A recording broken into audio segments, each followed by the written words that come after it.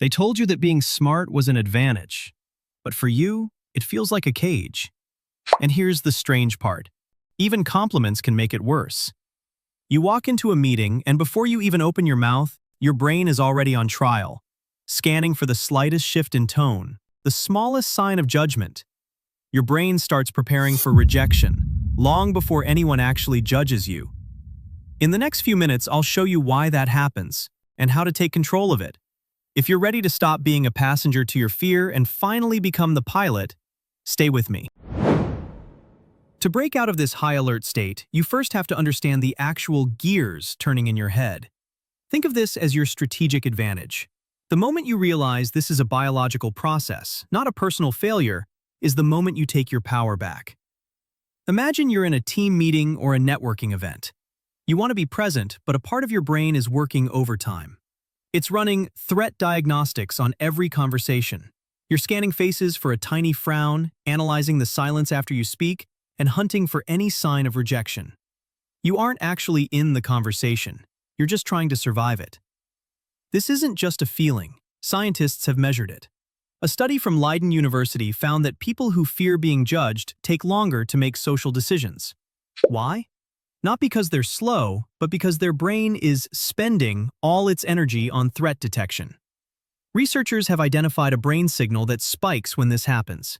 It's called the stimulus preceding negativity, or SPN.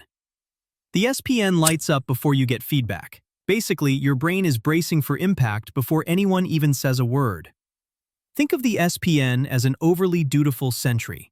A skilled sentry sounds the alarm only if an enemy actually appears. But this one? It's hyper-vigilant. It sounds the alarm because it thinks an enemy might appear. It panics when the wind kicks up dust, or when a rumor says someone might be coming. The sentry isn't reacting to real attacks. It's reacting to the idea of an attack. That constant false alarm eats up your mental energy. It leaves you tired, scattered, and slow to respond. The good news: once you can name this pattern, that's the SPN doing its job too well, you start to see it as noise, not a command. You stop obeying it automatically. But here's the twist. What if the thing you dread turns out to be praise? Think about the last time you actually crushed it.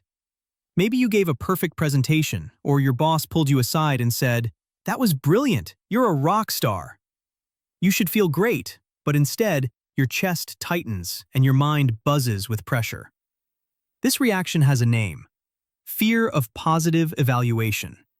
It sounds counterintuitive. Who's afraid of a compliment? But it's real, and there are two distinct reasons why it happens. First, the baseline shift.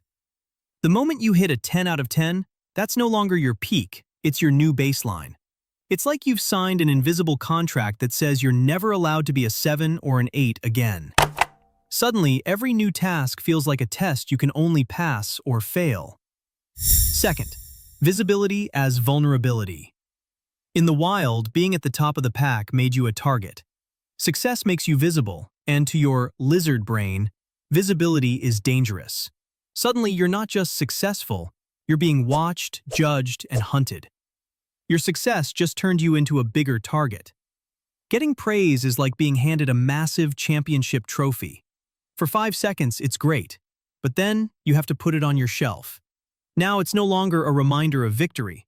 It's a gleaming 10-pound reminder of the standard you must maintain. Every new project isn't an opportunity anymore.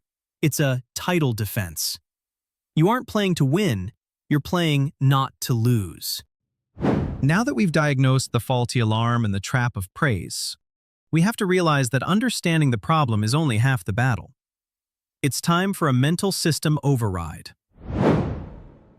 You know that feeling when you're at a green light, you're hitting the gas, but the car won't move because the emergency brake is still engaged? That's exactly what's happening inside your brain. There's nothing wrong with you. You're just trying to drive with a conflicting set of instructions. Your brain has two main gears. First, the BIS, Behavioral Inhibition System, your internal brake pedal. Its only job is to scan for threats and scream, "Stop! Don't get embarrassed!" Second, the BAS, Behavioral Activation System, your internal gas pedal. This is the part of you that wants the win, the connection, the promotion, the breakthrough. Most advice tells you to just be confident, but that's like trying to rip the brake pedal out of a moving car. It doesn't work. The more you focus on the fear, the harder you're actually pressing the brake. Instead, we use a shift I call the reward override. The secret isn't to feel less fear, it's to feel more desire. Think about it. You'd be terrified to run into a burning building, but if your child was inside, the brake is still there, it just loses the power to stop you. Your gas pedal, the drive to save them, is slammed so hard to the floor that the brake becomes irrelevant. In any room, don't waste energy arguing with your internal bodyguard. Don't try to shut off the brake. Instead, slam the gas on the reward. Focus entirely on the one person you want to help, or the one idea that could change your career. When you focus intensely on the why, the how begins to take care of itself. You're shifting from a defensive posture to an offensive one. You aren't eliminating the fear, you're simply overpowering it. What you learned here isn't just a mindset. It's not motivation, and it's definitely not confidence tips. You learned how your brain actually decides whether you move forward or pull back. You saw that the surge of tension was never a personal flaw. It was a system doing its job too aggressively. And most importantly, you now understand this. Fear doesn't disappear when you wait for confidence. It disappears when a stronger signal overrides it. That's what the reward override is. The next time your body hesitates, don't negotiate with the fear. Pick one clear reward. Connection, progress, expression, momentum. Hold your attention there and notice what happens. That's not bravery, that's control. You're not broken. You're someone with a highly sensitive threat detection system. And now, you have the operator's manual. You're no longer a passenger in a car you can't control. You're finally in the driver's seat. If this reframes something for you, you already know what to do. I'll see you in the next one.